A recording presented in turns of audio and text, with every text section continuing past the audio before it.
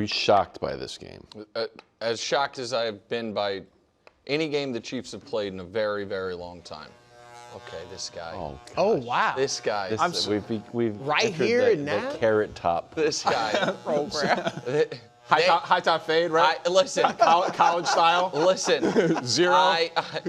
Trust me, more than you would believe, I would love to take you up on that. The reason Really? I said, yes, I've been dying to shave my head for 2 years. I am not allowed to. According to these two gentlemen, We saw, we did that. Been there, done they that. said, You don't have autonomy. Been they there, said, done that. evidently, amazingly, no, I Wow. don't. But if you would. Sorry. I was stunned. And, I mean, I know everyone at the table was probably a little surprised. I think we all picked the Chiefs. But I did not. Them losing in that fashion, where they had so many opportunities from the very first play of the game was a sack. All year long, you get Bo Nix in 2nd and 16. The drive's over. Like, I think that's why they dialed up a blitz on first down, like forcing it into a quick 3 and out. But that kind of set the template for what the game was going to be. They gave up a 3rd and long. Later in that drive, they gave up another 3rd and 11. And at the very end of the game, with 2 minutes left, they gave up a 3rd and 15 when they could have gotten the ball back. In the middle of that, the Chiefs' offense sputtered, and Patrick had a terrible pick. They had the ball up 3 in the 4th quarter, went 3 and out. And then the most devastating part of it all was they got the ball with 4 minutes left tied. And hand to God, when they missed the extra point, or when it got blocked, I said to Deanna, who my youngest daughter was watching, I was like, I don't hate that. I was like, I was like, up 4, the other team, I didn't like it for my bet, -3.5, but up 4, the other team's like in 4-down territory, they've got to go for I was like, but now up 3, it's very likely the scenario is Patrick gets the ball back with a few minutes left in a tie game. And that's exactly what happened. And then they went 3 and out anyway. And now they're up against it in a very real way. So, yeah, I was shocked by that. I picked the Chiefs. I bet the Chiefs. I was shocked by it also. And I'm not willing to be as apocalyptic as some and say that, like, the dynasty is over or anything ridiculous like that. I do think the playoffs is a legitimate conversation. Yeah. But the most shocking thing about that game to me was that Bo Nix outplayed Mahomes. And we can talk about specifics of Bo Nix. Mahomes was bad. And I know that Broncos defense is awesome, but like Andy Reid with extra time to prepare in a virtual must-win game, great offensive coach, great offensive talent. They've fixed their offensive line. They've got the receivers. Like, the numbers are one thing, and we should show them just to, like, it's empirical that he was outplayed by Bo Nix. But I didn't recognize Mahomes. Like, the interception that he threw was terrible. And it was, all right, fine, bad decision, unnecessary. You could have gotten a field goal in the moment and been fine. But what about the one that was called off the board? Yeah. Like, this is one of the worst throws that I've ever seen Mahomes have, and he is bailed out by a very soft illegal contact penalty there. That should have been a pick 6 the other way, and we're talking about, is that the worst throw of Mahomes' career? And so it just, to me, what was jarring about it is that he's had 3 games this year with a passer rating under 80. I don't know what to point to as the reason. It's not the receiving core. His guys are out there. It's not the offensive line, and I know there was some injuries in the game. But the offensive line was fine yesterday. Yeah, that wasn't the issue. It was just I didn't recognize number 15 on the Chiefs. And that part is just like, it knocks you a little bit. It staggers you. Yeah, no, look, and I said it earlier as well. I agree. Mahomes has to play better. This was supposed to be the year he bounced back from those couple of subpar seasons by his standards, especially once he got his full receiving core back. And he has it now. And that's something that was concerning and a bit surprising. I don't think I was as surprised as you guys. I went in saying it's going to be a tough, hard-fought game. I remember how tough Denver played them last year when they didn't win. And so I thought they had a chance. But The Chiefs are fully healthy outside of not having Isaiah Pacheco. No, they're healthy. Right. By NFL standards, they're healthy. Yeah, and Denver wasn't. I mean, they didn't have Patrick Surtain, the reigning defensive player of the year. They didn't have Alex Singleton, their number one tackler. And they also didn't get a ton of pressure on Mahomes. By their standards, they had 3 sacks. They averaged almost 5. The pressure, they pressured him on 28% of his dropbacks. 28%. Buffalo was like over 50%. Yeah, I think that was part of them getting the ball out, or it was part of the Chiefs' He was getting it out early, but he also had time to throw some downfield shots too that he overthrew. He missed some. Now he connected with Thornton on the one in the second half, but he missed some of those too and wasn't as accurate. So listen, just real quick. Yeah, go ahead. I agree with a lot of what you said there. Listen, Bo Nix did play better. That was a bad game. As far as this was supposed to be the year, I think 3 weeks ago, Mahomes was third on Bruce's ballot, and going into the bye, he was second in the league in yards and touchdowns. So, that has fallen off a bit because he didn't play a game, and then I don't know where he is now. He had that stretch because early on. Post tackle that turned the tide, he was playing great. T3 man. And so I do think over that it's the majority of this season, you have seen the Chiefs offense operate at a higher level than it was operating out last year. What's not happening is they are not executing in the winning moments. They are not situationally the better team day in, day out. They have awful penalties at the worst times. They have a ton of special teams miscues. Listen, you guys know that I think Andy Reid's one of the greatest coaches of all time, and I don't know if I've ever really criticized him during this run, and this isn't a criticism, this is an observation. You just said Andy Reid with extra time. The last 3 games the Chiefs have played with extra time to prepare, they've looked awful. The Super Bowl, the Chargers game, and yesterday. Like that just, again, that to me is just interesting more than it's anything anecdotal, else. Right? Right. Yeah, but it's not the same as a bye week kind of. No, well, I mean, the Super Bowl is a bye. I get it, and it's different. All of that stuff is just, I don't know, angsty for me. And what is true is that they're up against it now. That Jags loss looms so impossibly large if you believe that the Jags are going to beat the teams they're supposed to beat. Then it will ultimately come down to, in all likelihood, the Chiefs against the Chargers for the final playoff spot. This Colts game is going to be fascinating. This is huge. Colts off a bye, too. This is huge. Like Colts with extra time to prepare with for the Lou Chiefs. Anarumo as the D coordinator. Yeah. No, this is a I huge don't like game. that at all. Let's head to Buffalo, where Josh scored 6 touchdowns for the Bills' 7th win. He also had 2 interceptions. Do you think Josh's performance put the league on notice? Yeah, I do. Because he's a one-man offense. Not that James Cook isn't great, not that their offensive line isn't great. Well, that's 6 guys. But no. But what you guys have been talking about all day is that he's got to kind of go YOLO and be risky and be a playmaker. It's why, to me, when he's on, he's the most fun player to watch. Like, I'm with you, Mahomes, it's his era. I've always said the argument should be for the second best player, and I don't think there's much of an argument. I think Josh Allen is the second best player to Mahomes in football over a 5+ year sample.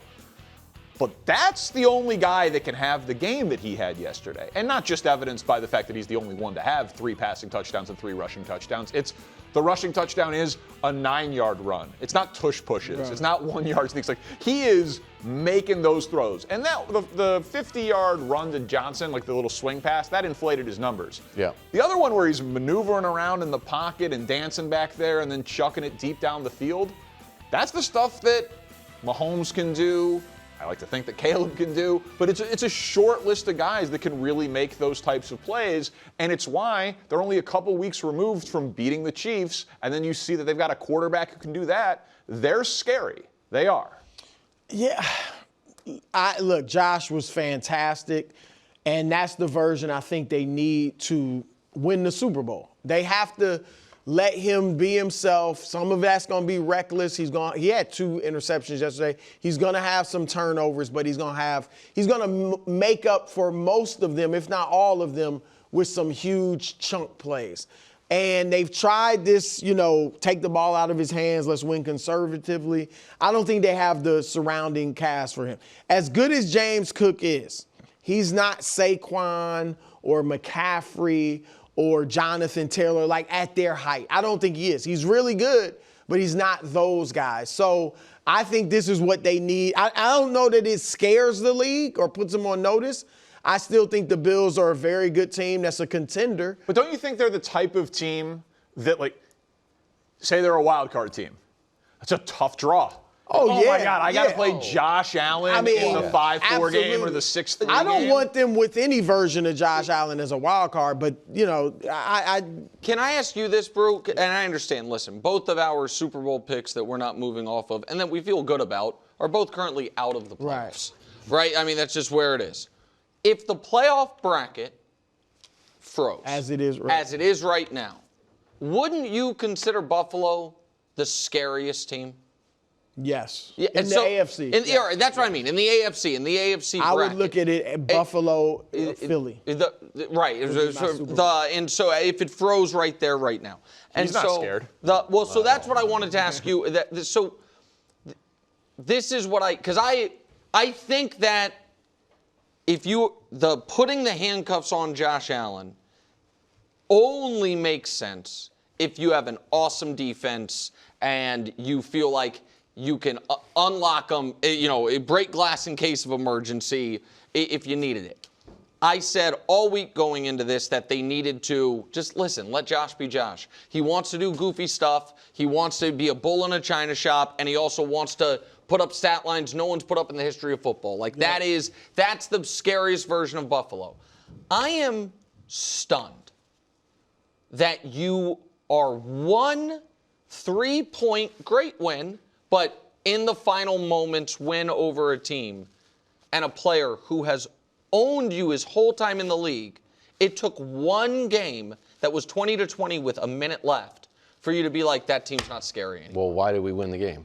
Because we made a great pick on Josh. And it's like, we won the other game because Josh gave us one. I think last year Josh gave us a game. And if you guys want to have Superman Josh throwing the ball all over the place, so be it. But all through the playoffs, we'll be like, you know why the Rams lost? Matthew Stafford dropped the ball. You know why Jalen Hurts lost the Super Bowl? He lost the ball. What happened to Lamar? He lost the ball. Threw a pick. Oh my goodness, poor Zay Flowers had one unsportsmanlike conduct or something. No, it was. So we're already at we trust Drake May more than Josh Allen. We're at that portion of the NFL season. I think you should be. Yeah, I trust Josh McDaniels. Okay.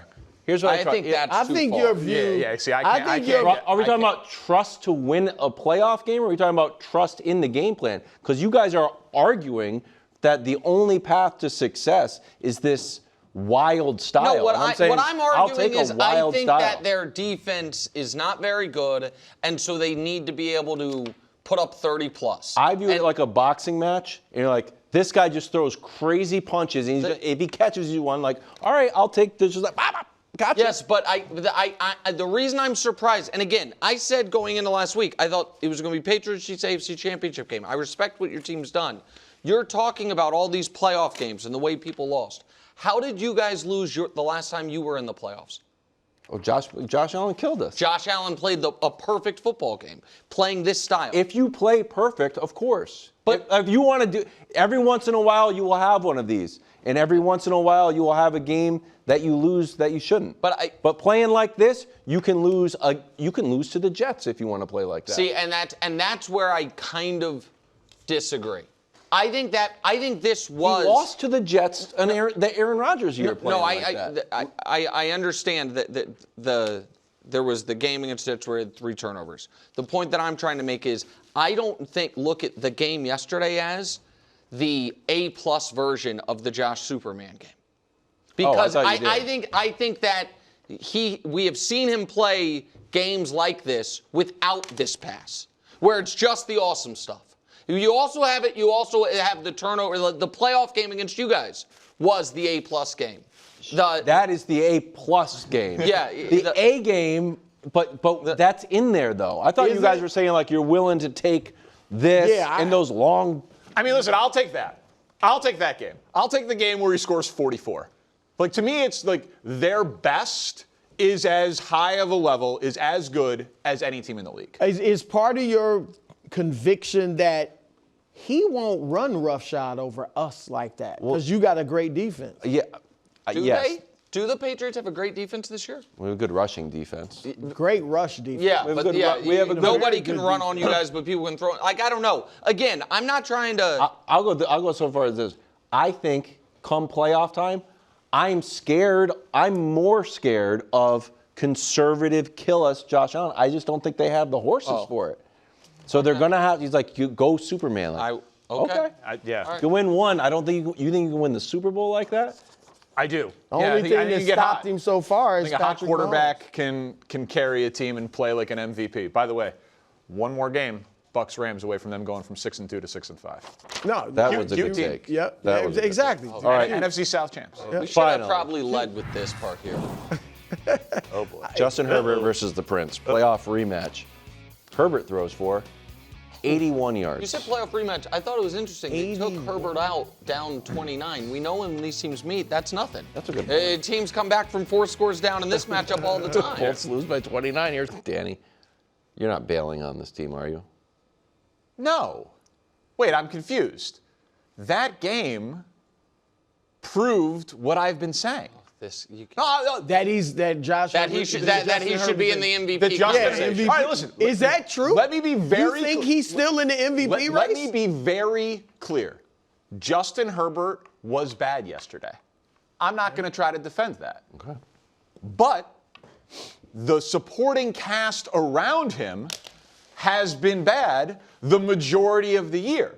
How's the defense been the majority of the year? Well, they're allowing over 30 points per game in their 4 losses. Right. No, but for the but right. the But what year about is in their not the wins? majority What of the like year. so the defense when they win and the defense is awesome, Herbert gets the credit, and the points per game allowed in the losses. Am I the only person that counts. does some quarterback analysis in sports television? Yeah, that is part of it. Like yesterday, his running backs accounted for 20 yards on 10 carries, and again, He only accounted for 80.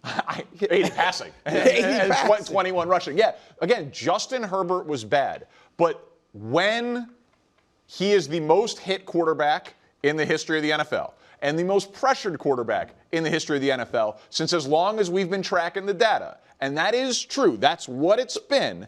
When he plays less than perfect, it gets ugly. Nick, he was. Hold on, real quick, just to be clear. Yeah.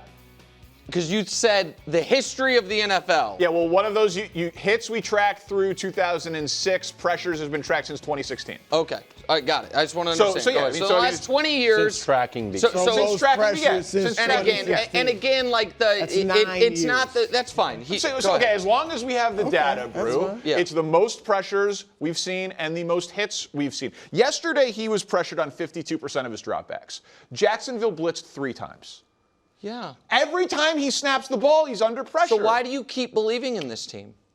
Because he's awesome. But okay, and they're but 7 so and that's 4, and the they beat the Chiefs head up. Right. heads So up. but so that, normally but, he's good enough to overcome it. But Yesterday he wasn't. but it can't be. I believe this team's good. I believe this team can go on a run. I believe this team's going to win this game. And then when they don't, and in fact it's not close, and they get annihilated, he doesn't have the horses. And it can't be that last year, when they have the #1 scoring defense in football, and this year, I think they were number 6 going into this game, that he has no help whatsoever on the roster. And it can't be it's all that doofus Brandon Staley's fault, and now he has Jim Harbaugh, and it's like, oh wait, where's the coaching help? And it can't be last year they should have let him throw more, and now this year he is throwing more. And you're like, God dog it.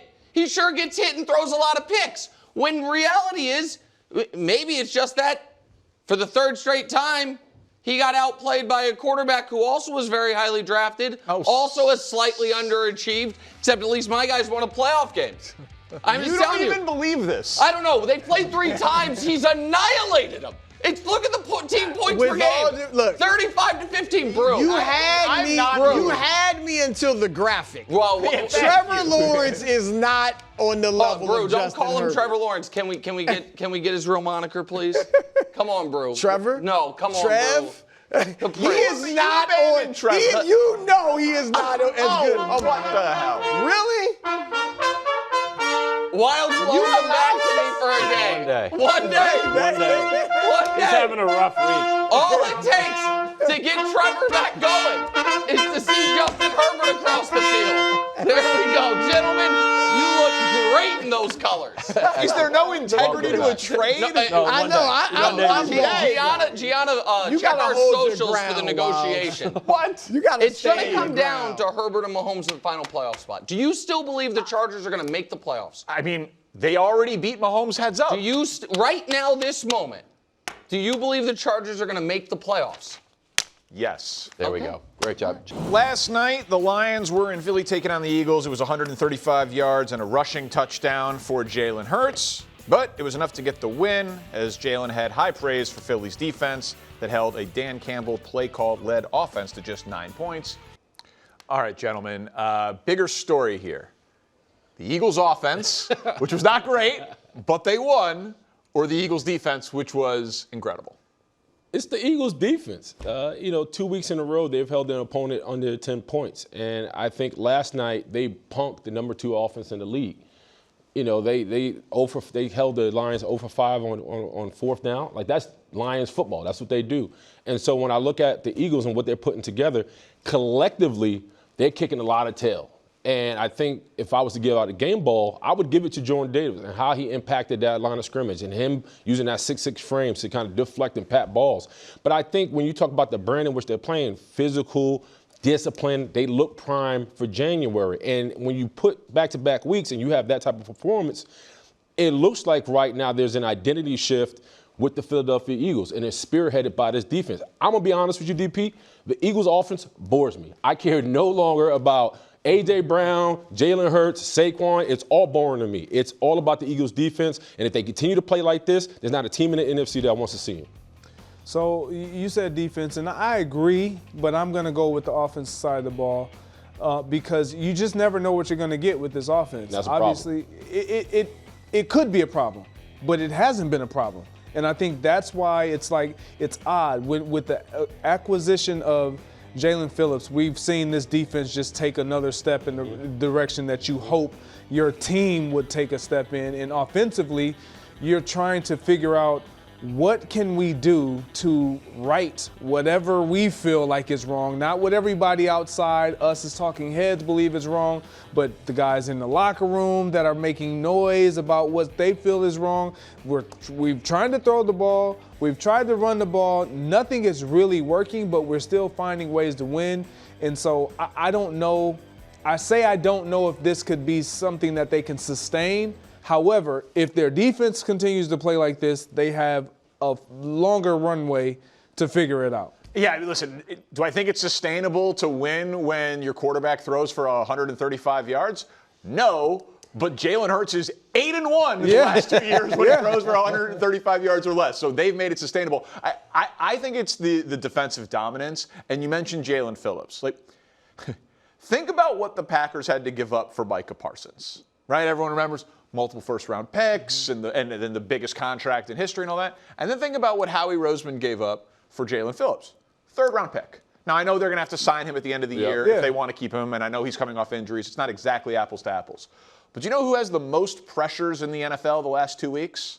It's a tie between Micah Parsons and Jalen Phillips. Oh, wow. He's got 13 pressures and 1 sack since he's been in Philly, and these are their overall defensive ranks these last 2 games, and it's elite. And then that thing at the bottom, if you can generate that type of pressure and disrupt the quarterback to that level without blitzing, you can win a lot of football games. So I feel like the consternation over the Eagles offense can wait until, A.J. Brown goes on Twitch and starts playing Call of Duty this week. It tweaks out again.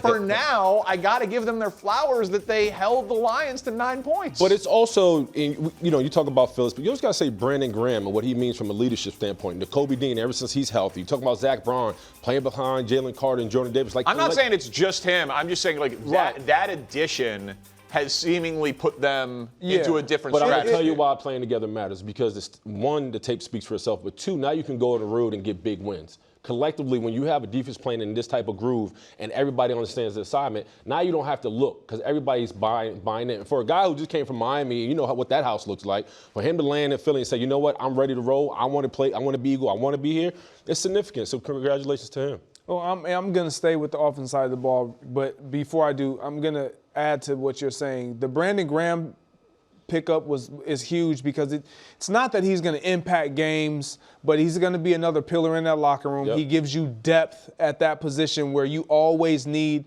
a breather of a guy that can get in and rush the passer. But offensively, I know they were able to overcome it last year, and they went on to do great things and win the Super Bowl, and they had issues, and you had the week where A.J. Brown was like, man, what's wrong with the offense? We got to pass the ball.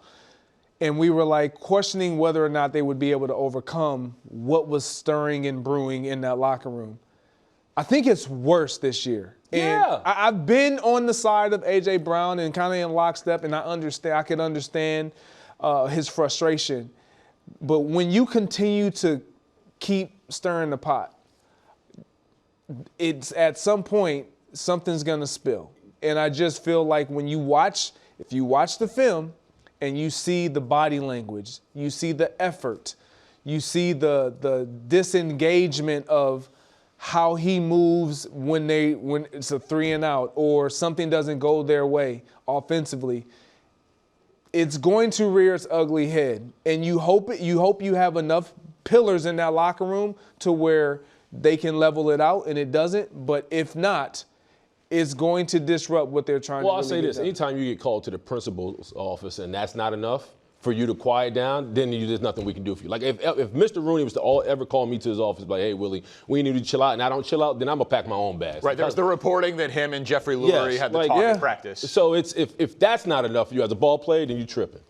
Meanwhile, in Chicago, I'm sorry, your first place Chicago Bears got a win in Minnesota? I'm sorry, another game-winning drive. It seems like a lot right off the bat. Not a big deal. 56-yard return, Duvernay set up Cairo Santos for a game-winning field goal. It's nice that gets to go on Caleb's ledger for fourth-quarter comebacks because that was a beautiful handoff to DeAndre Swift. Beautiful handoff. Caleb had 193 yards. It was his fifth game-winning drive of the season. It gets lost in the details.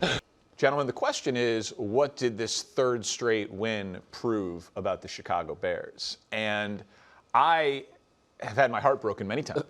And so I understand that J.J. McCarthy was awful, and the Bears' record easily could be much worse than 7-3. And they've got problems on the defensive side of the ball. They've got injuries in the secondary. And some of this feels a little flimsy, I'll say.